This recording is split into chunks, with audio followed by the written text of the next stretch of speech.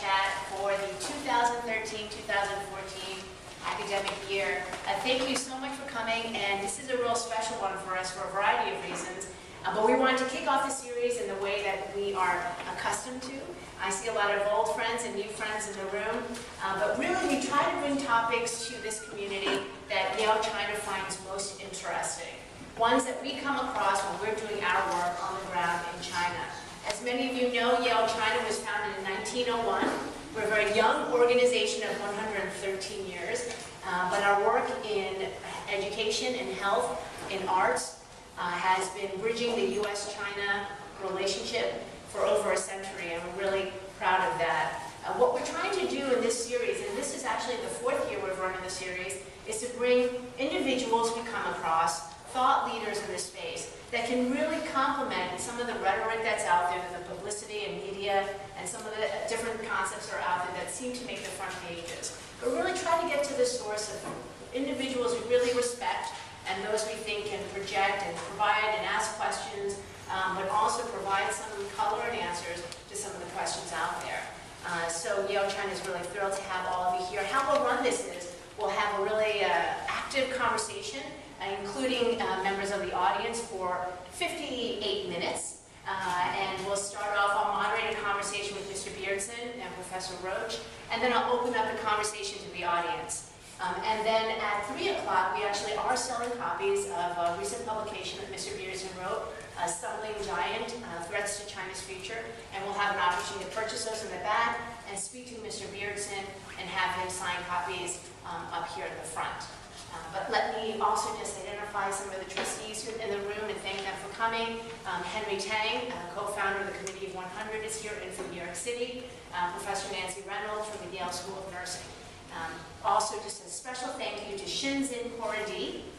Shenzhen Koradi is a maker of handheld translation devices in China, and they are actually sponsoring the Fireside Chat series this year. At every forthcoming Fireside Chat, we will be raffling off a Shenzhen Koradi translator instrument, so that should be wonderful. But I wanted to introduce, get right to the conversation at hand, China's Path Forward. Mr. Beardson is the author of a recent book, as I mentioned, which you have available, and his background is in financial services. He founded and majority owned and ran Crosby, which became the largest independent investment bank in East Asia. And he was there much earlier than some of the other entrants to the financial services sector at the time. And due to that, he was actually the only foreign advisor for the Shanghai Stock Exchange when it was formed. At its height, Crosby had a transaction volume of $20 billion. And given that it was sold in stages between 1996 and 1999, the $20 billion volume is even that much greater when you think about at what period of time that number was hit. He is from the UK, but he lives his life on an airplane, from my understanding, from Europe to East Asia. His home is in Hong Kong. I think he believes that he calls it home, and has been there for 35 years. An open scholar and a master's in modern history from Christ Church in Oxford. Professor Roach is no stranger to this community. He is a senior fellow at Jackson Institute of Global Affairs, a senior lecturer at the Yale School of Management, former chairman of Morgan Stanley Asia, and also the firm's chief economist. And many of you have had the pleasure of hearing some of his thoughts and even perhaps sitting in or auditing his course on the Next Asia, which has been one of the most popular courses on campus. He's influential on many different fronts, including with major multinational organizations, prolific writer. He's in fact is coming out with a book in January, which we will be hosting for a Fireside Chat. The title, as it stands today, is Unbalanced: The Codependency of America and China. So let's start a conversation, and then we can be sure that we get in enough time for all of your questions. So as we talk about some of the variables and some of the potential threats, but also what China looks like in the path forward, please prepare your questions, and then we can open it up to conversation. I will say, if there's some point of conversation we're in right now and you really have an itching question, please just put one finger up and I'll give you a nod, and then you can ask your question to supplement the conversation. But let's be informal, let's be honest with one another, and let's have a good conversation. So I want to start off the conversation with Mr. Beardson first. You talk about old models. that the Chinese government at times goes back to and falls back to as it feels pressure from the international community. Can you share and expound a bit more on that as we begin to understand your point of view? Well, I think one of the problems that China has is that it doesn't necessarily recognize the problems that it's going to be facing compared with those it's currently facing. And it doesn't necessarily recognize which are likely to be more important, which are likely to be less important. And so I think there's often a misallocation of concern, which is unfortunate. And for me, the largest issue that China faces during the balance of this century is that of demography. And that really comes in 4 different forms. Some more well known, some less well known. I think many people are aware that the number of births in China has gone down substantially since the early 70s by 40%. And so that's coming through to a reducing workforce now, and therefore wages are starting to rise. And that makes China less competitive and obliges it to consider moving from being a low-cost manufacturer to being, I would suggest it needs to try and become a more innovative economy. But there's very little sign of that transition being successful. But the second demographic challenge they have is, of course, that it's aging very rapidly. At the moment, there are over 100 million people above the age of 65. By 2030, it'll be 300 million. But that's not the problem. It's not the problem that the number of old people is going to treble. You've got to combine that with what's happening to the Chinese family. Because people are living longer, a typical couple today might have 4 parents alive, 8 grandparents alive, and no siblings. And therefore the weight of responsibility is getting bigger and bigger and bigger. Therefore the potential support traditionally in the Chinese community for older people is harder to generate. And so at the moment you've got 1% of older people in institutional care. By 2030 I would suggest it's more likely to be 50%. 50, because of the change in the family structure. You can't look after 12 old people as a couple. It's very difficult. So to go from 1% in care to 50% when the numbers of old are going to go from 100 to 300 means what we're talking about is 1 million in care today and 150 million perhaps in 2030. And I would suggest for a country with a very small budget, smaller as a proportion of GDP than America, the issue may be one of, do we look after 150 million people, or do we build 6 new aircraft carriers? It may be difficult to do everything China wants to do. The third issue is, of course, gender disparity. Because people are generally having fewer children, they tend to wish in the Chinese society to have males rather than females. And what that has done over 20 years has meant that there are 6 boys born for every 5 girls. And the suggested numbers over the next 20 years are that means maybe 40 to 50 million males will not have a wife. And of course it's not 1 in 6 men who won't have a wife. What it means, because women are quite involved in decisions about marriage, women tend to marry men who are rather more affluent, men who are rather more intelligent, men who perhaps are better looking. So what it means is that 1 in 2.5 men who are poorer, less intelligent, uglier, are not going to have a wife. And they're likely to be in the urban areas. They're beginning to contribute to crime statistics. They're likely to be a force for social instability at the time. This is quite a big issue. And then the last issue is that the Chinese population is still growing, but at slower and slower rates.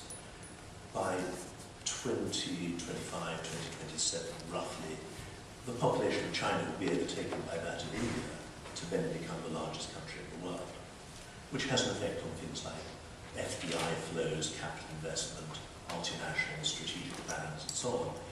But what we're going to see is, by by the end of 2020s, the Chinese population should probably have peaked at a level like about 1.4 billion, and then start to come down. And there's every kind of forecast over where that's going to go. The most benign forecast is that it will fall by about 1/3. That's the United Nations, which tends to be influenced by foreign governments. And that would bring it down to a population of 950 million by the end of the century. The more robust forecasts are that it could fall by up to 2/3, bringing it down virtually to the population of the United States, which has a big strategic implication. If China's going to be today 4.5 times the population of America, and by the end of the century very close to the population of America, that raises a lot of issues. But maybe the most important thing is that any society that I can think of in history that's had a sharply and consistently falling population has not been able to sustain high economic growth rates for a prolonged period. So I would suggest by the 2030s that a good GDP growth rate for China might be 2%. So I think we should look towards a slightly different world as we look forward. And demography is one of those things that I don't think can easily be changed. China's got lots of problems, most of them can be dealt with, but I think it's very difficult to deal with demography. Professor Roach, on the issue of demography, do you see that as a major threat for China's growth, or do you think that other variables might be able to counter that potential obstacle? Well, I think I prefer to use the word challenge than threat. I think a lot of Western commentary views China through a very suspicious lens of risk and threat, and that says as much about us as it does about China. I take your point on the demographic issues that loom out there for China in the not so distant future. But it's not a surprise. It's not a surprise to any of us who've studied China. It's not a surprise to China. The one thing about demographic projections, they're pretty mathematical, and they're pretty. They flow with reasonably good accuracy in terms of the aging of a particular cohort, adjusted for fertility rates, mortality rates, and other types of factors that could influence the influx of additional entrants into a nation's population. So it's up to China to look at this demographic trajectory and to frame its policies for sustainable economic growth and development around that trend. And there are a number of challenges in their regard. Are these challenges any greater than the challenges pertaining to the environment, the domestic and external structural balances within the economy, and incomplete financial system? I mean, we could debate that endlessly. China faces, like most major economies, including the one that we happen to be living in right here, a broad menu of serious challenges. The sort of consensus in what I read in the West these days on China is that China is unique in the risks and threats that it faces. But I definitely am more optimistic in that regard. I think the way you pose the question, Nancy, is one of, I think, a very interesting way to look at it. One of the sustainability of a growth model. And if you look at the literature on economic development over the last 75 years, you will find that the vast majority of developing economies, they're okay in picking the low-hanging fruit, but then they stall out of a certain phase. And the growth rate slows precipitously, not unlike the 2% number you just alluded to. And the economists, they call this the middle income trap. A lot of growth, and for certain reasons, the big fade and the development miracle is over.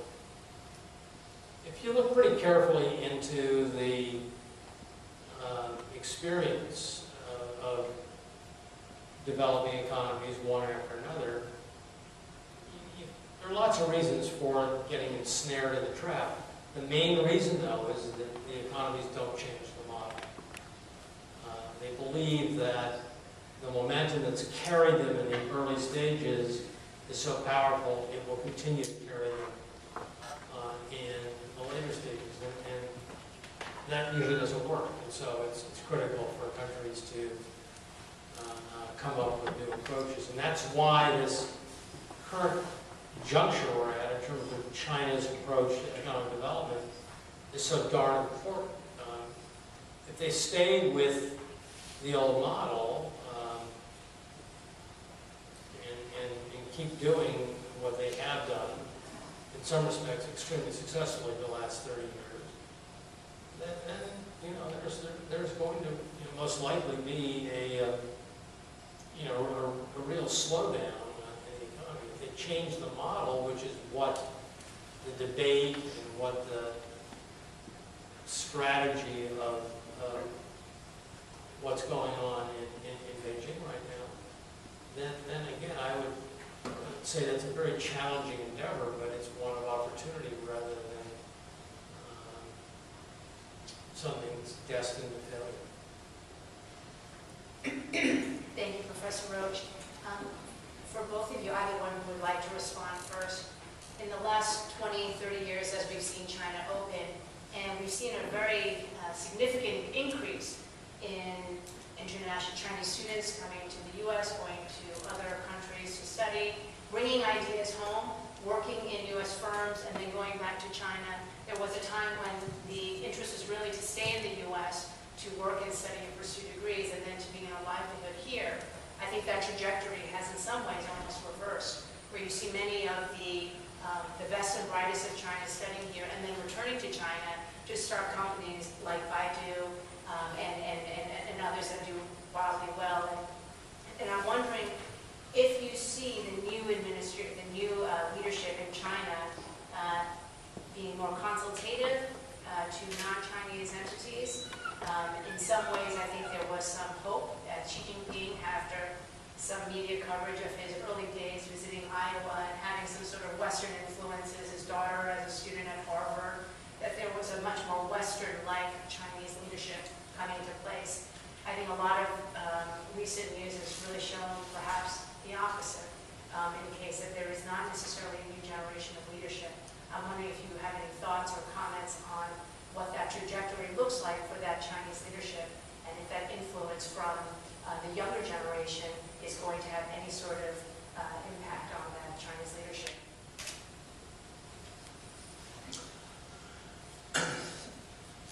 Well, China obviously has been a huge success over the last 30 years. The reported figures are 10% growth a year, but we know that the data in China are very frail. We know that we don't know the actual numbers for lots of things in China, but we know that it's grown very, very rapidly. It's been a huge success. As Stephen said, the model has to change. As I said earlier, with rising wage rates, the pressure is really on to move towards what the Chinese government would like to see, an innovative platform for the economy. The problem that I I see China as having had in this regard is that it keeps setting targets, but it often fails to meet those targets. I would suggest they're often the wrong targets. They're quantitative rather than qualitative.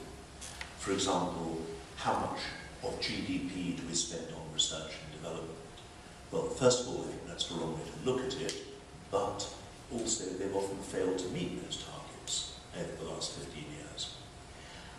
And when you look at how much they spend on research and development, then you have to break down who's spending it and what are they spending it on. And the National Bureau of Statistics will say, well, 70% of it is spent by business, which sounds very encouraging because that's rather similar to America. But when you actually look at it, it's not business as we know it. It's state enterprises conducting projects which are often mandated by the state. The genuine private sector in China, which is bigger than the state sector, is spending very, very little indeed on research and development. And is outspent, in fact, by foreign multinationals operating in China, like Microsoft, for example.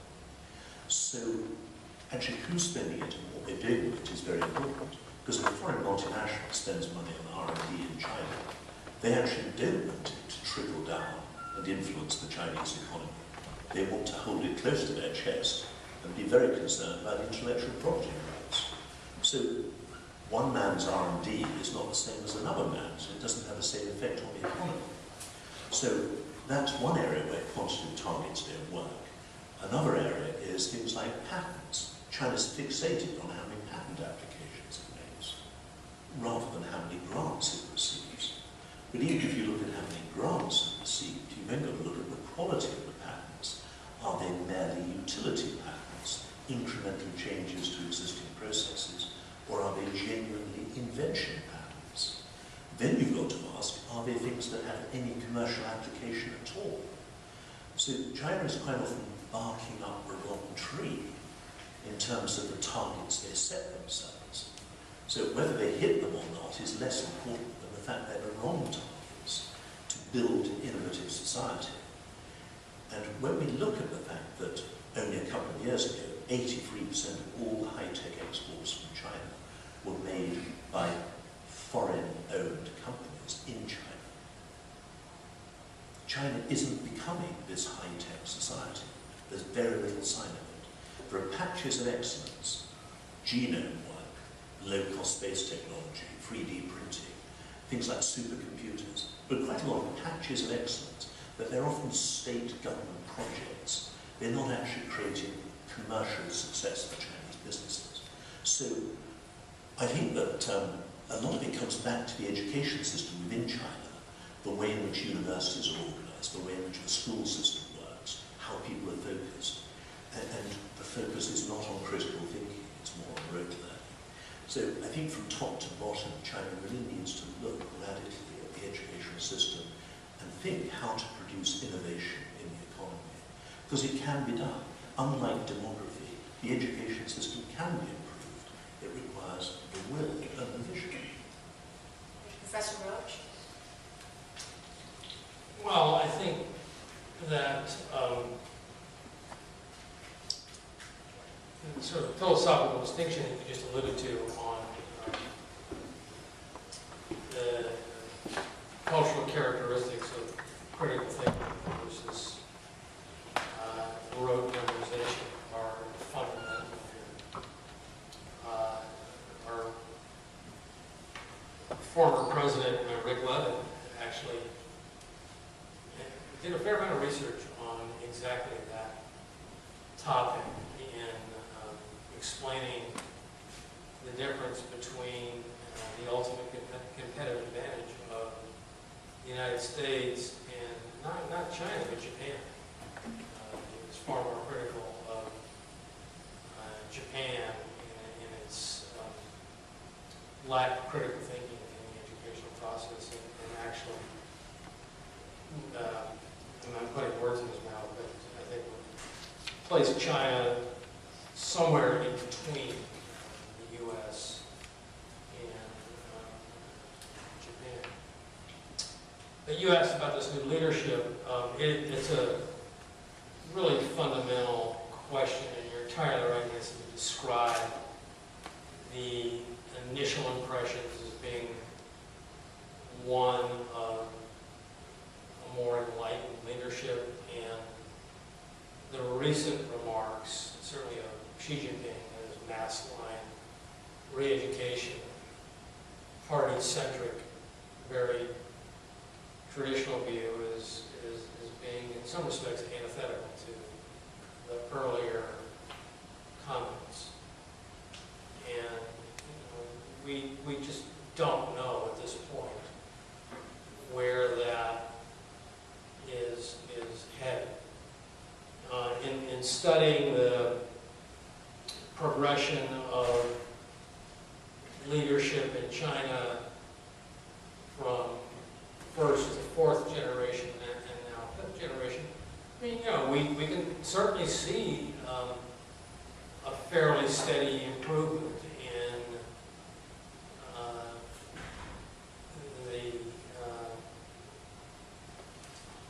the openness, the ability to assimilate knowledge in a broader sense, to draw on a blend of Chinese and non-Chinese learning. But the progress is, it's not a straight line, and that progress gets altered from time to time based on either external or internal events that really, again, become challenging, whether they're outbreaks of political, internal political instability, or external pressure. And who's to know what lies out there? I think this current fifth generation of leaders is pretty savvy, and I'm particularly impressed by Premier Li Keqiang's analytical capabilities as an economic manager, and having watched him, or I shouldn't say watch, because I didn't know watching this, having heard of his very active participation in drawing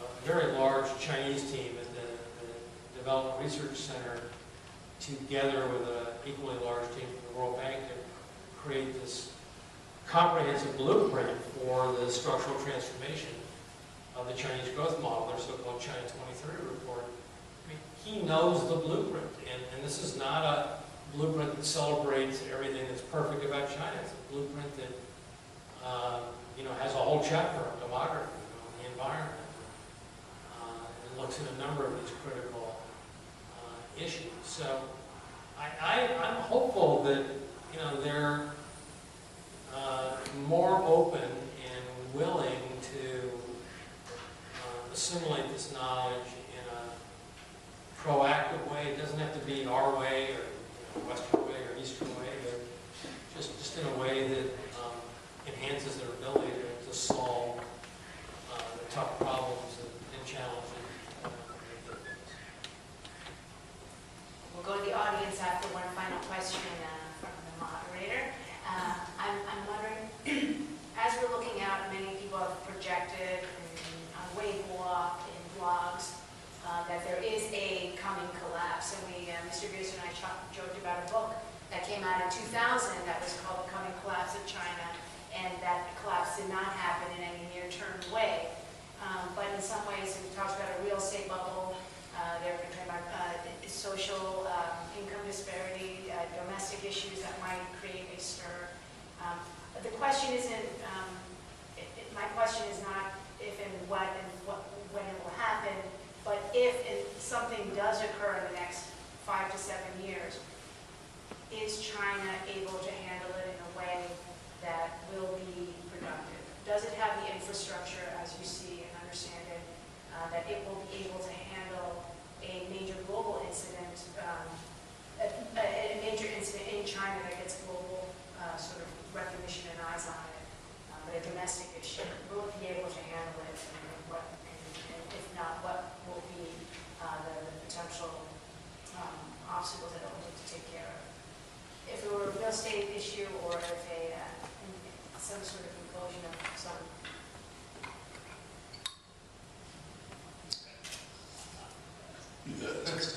Sure.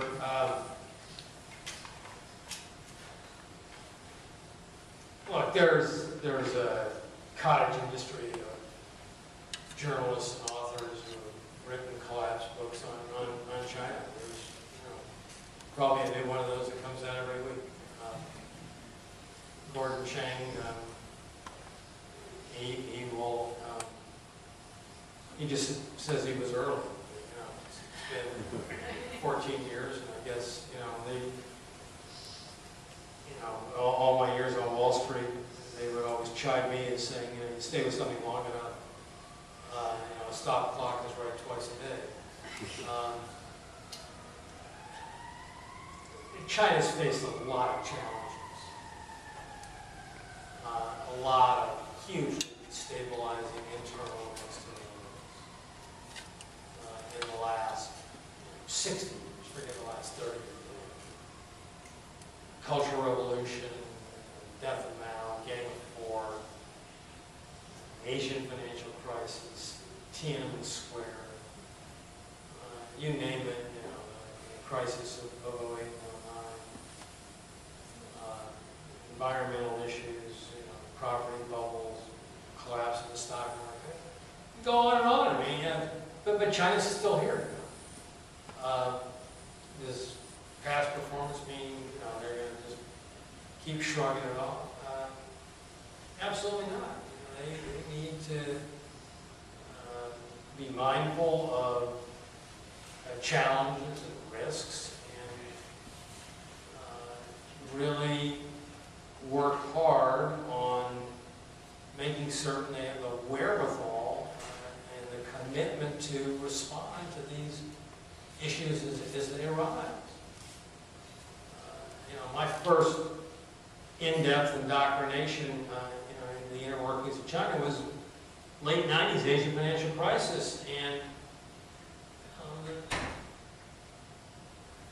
one after another, the high flyers were falling all over the region, and China didn't for a variety of factors, but in coming out of the crisis, it was very clear to them that a primary strategic goal to deal with international currency issues would be to ignore the advice of the IMF to go to, immediately an open capital account, a convertible currency. And instead, they felt critical that an embryonic financial system required restricted capital account and a massive buildup of foreign exchange reserves to cushion the blows of the international system that they, had no control over.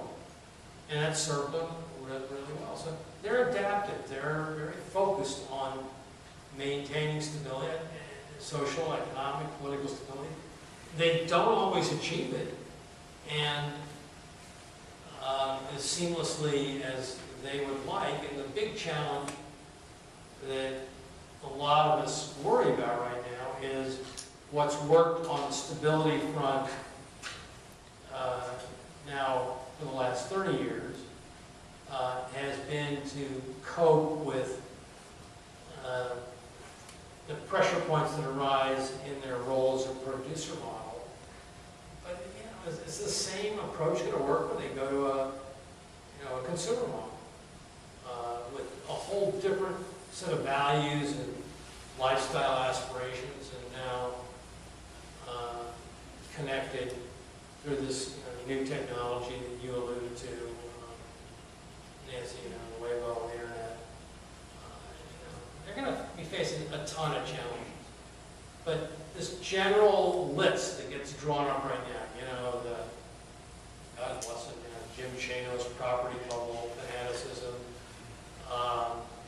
the environmental degradation, the income disparities issues. I mean, those are the numbers. What you have to worry about are the unknowns. And I don't have any great monopoly in being able to predict the unknowns, but for a nation that's moving into the new model, structural change, they're going to be dealing with a lot of unknowns. And so they have to really emphasize preparing for that more than Mr. Beardson. The Communist Party has been extraordinarily successful in the 30 years at adapting itself from what was close to being a communist model in the 60s and 70s to now presiding over a model which is driven quite significantly by market signals. That's probably the largest counter-revolution in human history. But, as I think people say in the investment industry, past performance isn't always a guide. What's going to happen in the future, we know a lot of the problems. Apart from demography, I would suggest that all of the problems China is facing over the next few decades are soluble problems, providing this will. But of course, China, perhaps from some perspectives, suffers from the disadvantage of not being a dictatorship. So President Xi, Prime Minister Li, can't just decide one day that they're going to change China. There's such a wide number of people who are involved in decision-making in China, and they have a variety of different interests. And it's not always easy to say, well, we'll do the logical thing. We'll reform this, we'll change that. A lot of people have an economic interest in the way things are. And the way things are isn't necessarily good for China's long-term future. So we've got to wrestle with a very, very big oligopolistic system. An oligarchical system, rather. And I don't think that we should assume that whatever President Xi would like will necessarily happen. We've got to look at the institutional dynamics around them. The environment is a huge problem. The degradation of the Chinese environment is the worst of any major economy. Pollution of land, soil, water, air. We know about that. But it's cleanable up. It can be dealt with. China has wonderful laws to deal with the environment. But the problem is a governance issue. But China has enacted laws, but it doesn't seem to be able to enforce its own laws. We see the same in many other areas of China, where China has enacted good laws, but somehow it can't get officials to carry out the enforcement of its legal system. So, because of this variety of vested interests, variety of groups with different impulses and targets, we've got to hope that China will get to grips with its own system of governance. That doesn't mean that they need to bring in an electoral system, but it does mean that they have to make their existing system work better. And I'm not convinced that they're going to be able to do it. I think it's too early to have an opinion about President Xi and Prime Minister Li's ability to change China. They haven't been there very long, and things do move slowly. But I do see the institutional constraints all around them. And I feel that China, because of the demographic changes coming down the road at them, arguably they only have 20 years or so to make these major changes, to reform the education system, to reform the financial system, the environment. If they don't do it while the economy is growing reasonably well, it'll be a lot harder when the economy is not really growing. I feel this is the time for reform, and I don't see a great sense of urgency. I don't see much greater sense than there was under when and who.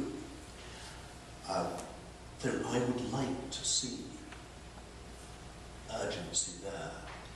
I think Chinese policymakers often act as if they have centuries when they don't even have decades. Wonderful. So we talked about some of the knowns, some of the unknowns. I'd love to open it up to the audience now. Please, because in the interest of time, please state your name and your question, your affiliation. so we know where you're sort of coming from, your perspective, and then please ask a question and not a comment. Steve Alderman right here, and then right here. Yes, Steve? Can the Chinese economy continue to expand without a more open judiciary and also without a somewhat more open government? And maybe we'll just get one of the panelists who really feels excited to answer that question, and we can capture some more questions. Anyone agree with Professor Roach? Well, I think judicial reform, political reform, and a more transparent government are ultimately very, very important for sustainable economic growth and development in China. The area where there's been the greatest progress, I think, is the so-called Open Government Initiative, which has introduced transparency in some areas of local, provincial, and central government administration in sort of non-judicial and non-internal security areas. The operations of the government dealing with land confiscation, environmental issues, welfare payments. That has been surprisingly, I think the government's been surprisingly aggressive in embracing this open government initiative. The judicial reform is in its embryonic stages at best. And, there's big active debate in actually the Western literature as to what the duration of the fuse needs to be to move ahead of this ground before constraints. The ultimate governance of a society, the so-called modernization thesis, implies that the two go hand in hand, and yet there's a lot of empirical evidence that suggests that you don't need contemporaneous progress on these aspects of governmental reform to achieve comparable degrees of economic growth at the same exact point in time. You've got time. Are they running out of time? That's another meeting. Right here, sir.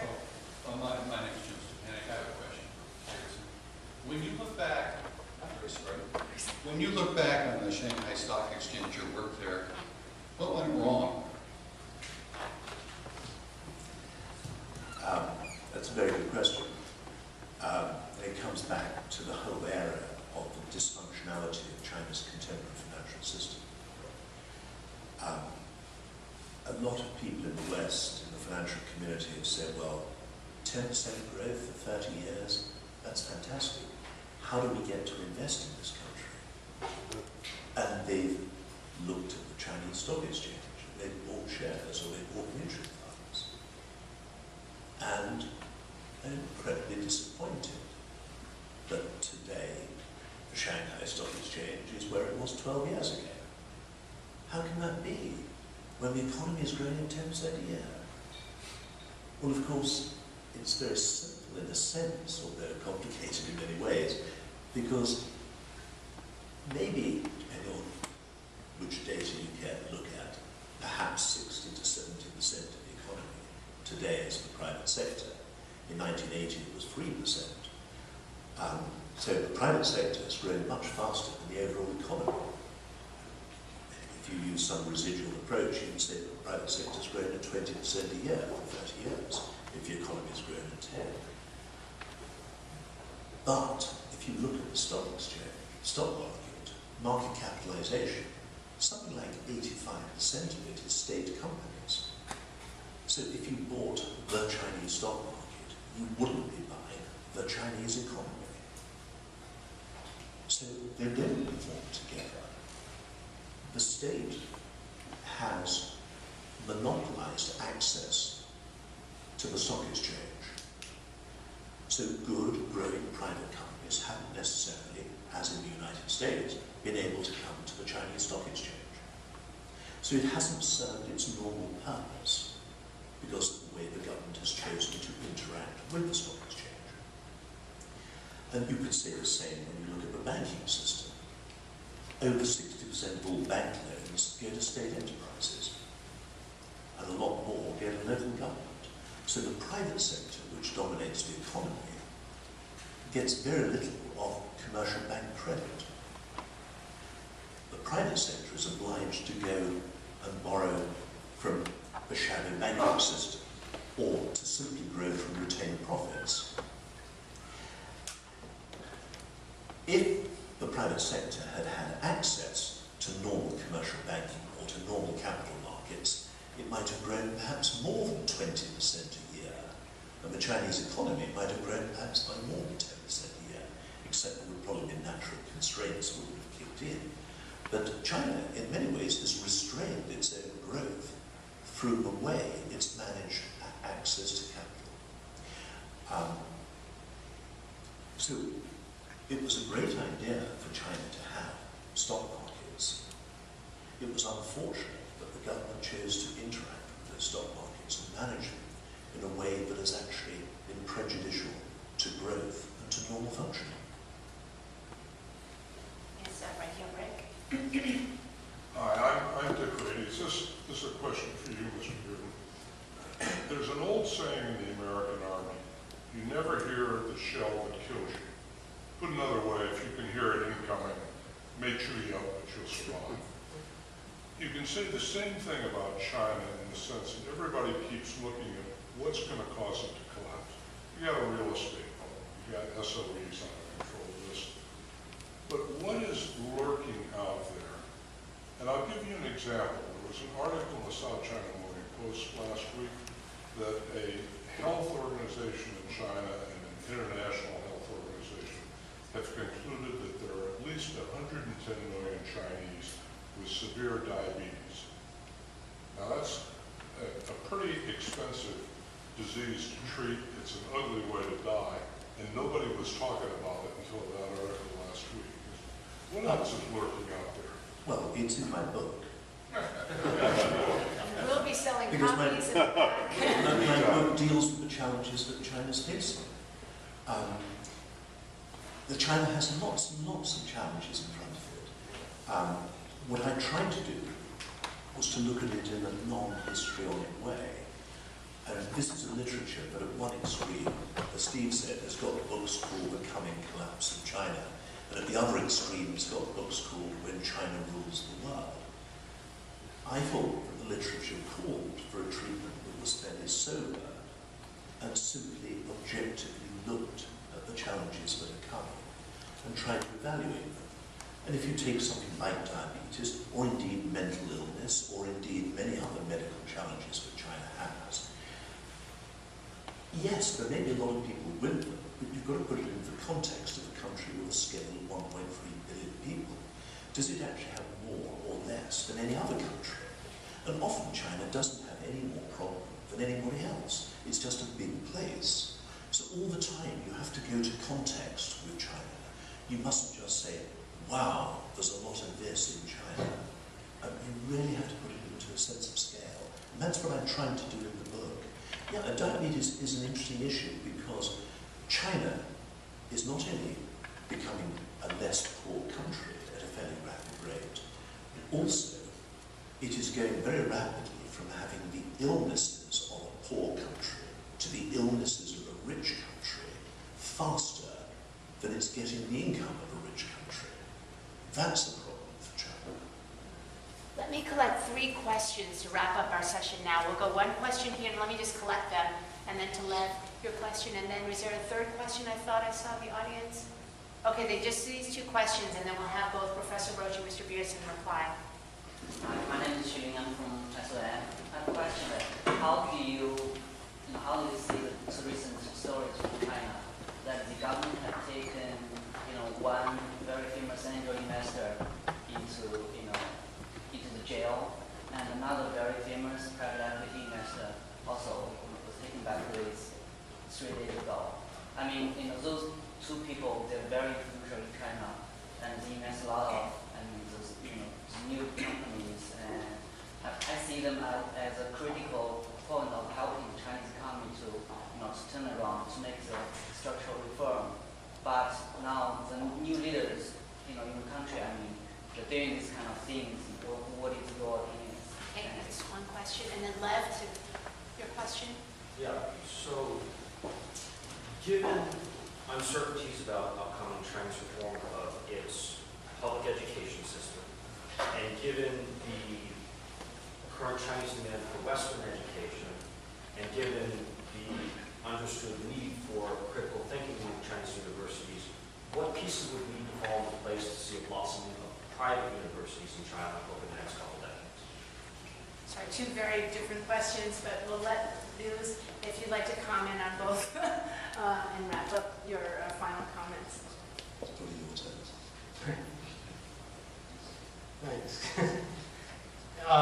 Private universities, I think they're struggling everywhere, even in the bastion of capitalism right here in the United States. I think China's focused a lot on investing in higher education. And I think that there has been success. There's a long way to go in terms of scale and quality. And I guess my comments on private universities, I was thinking of, I think I probably misunderstood your question. I thought you were talking about for-profit universities. You're talking about actual private universities like Yale or something. Yes.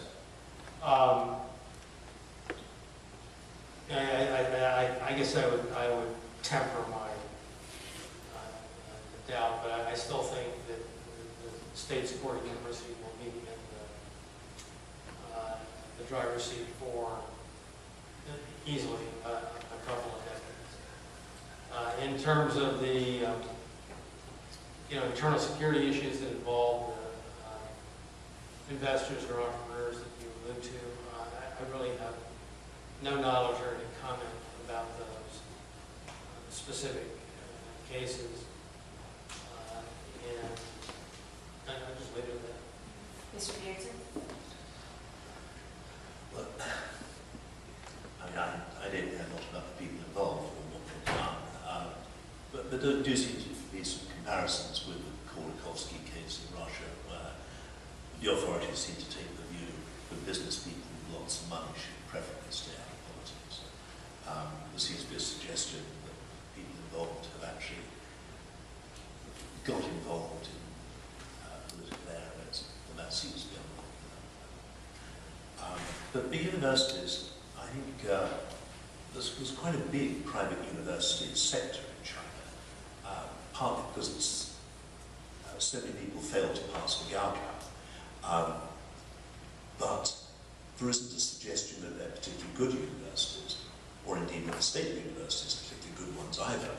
I think the whole sector is lamentable. But I think what we need to do is to change what universities set out to achieve. And that hopefully will therefore change the way that university access is managed, and it will have a knock-on effect onto the secondary system, the way that people are taught in the secondary system. But also, of course, it would be desirable not to have an 11 times differential in the secondary system between the money spent per capita on a school child in one province compared with another, because it creates a very unlevel playing field.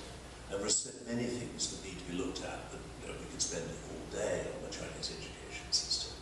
But there are some things that are just very, very obvious.